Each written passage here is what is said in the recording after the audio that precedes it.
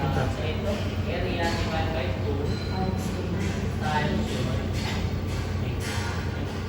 So for your W then of 5 by 60, we're going to need the gross area. The gross area for that is pila. Ganito.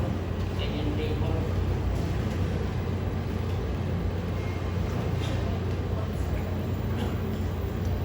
English?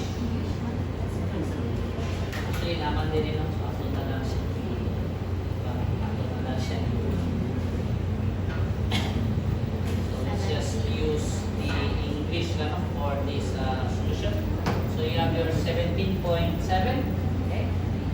17.7 na area. Okay? So basically, you will have 17.7 divided by 2. But what is A? So pinsan meron si A. So A is this one. By definition, sa inyong stress diagram, you need your centroid sa katuwa sa section and centroid po sa other half sa section. Now when you cut your white flat section along its neutral axis, you will be left with what?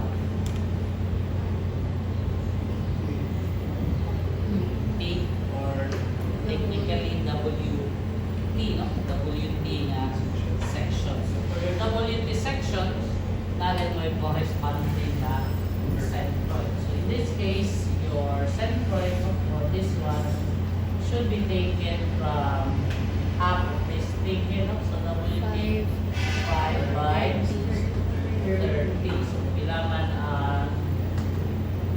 ano ninyo? Paki-confirm sa table kung correct ba? 0.84. So 84.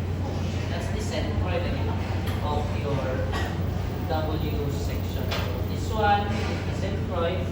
And again, by definition, sa yung stress diagram, this is your A, no?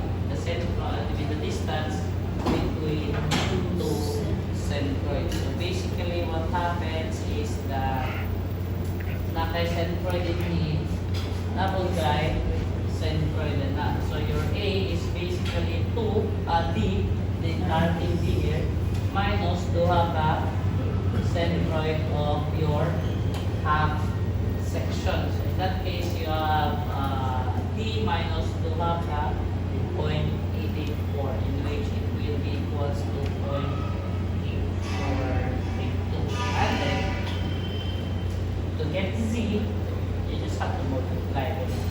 This is your Z. Since this is a section modulus, plastic in this case, the unit still, the unit is still in cube, no? O milliliter po, naka-cube po ng cell for section modulus. Okay? Kuha ka to? You have there the definition. Okay, hindi siya hindi tayo answer. Okay?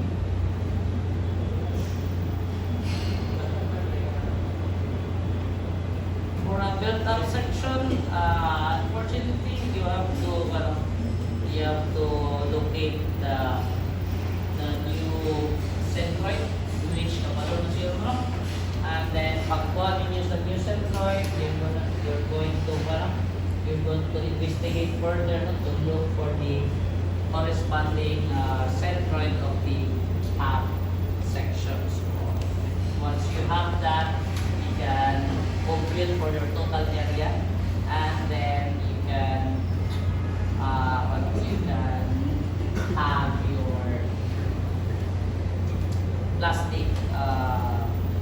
plastic section modulus, no, which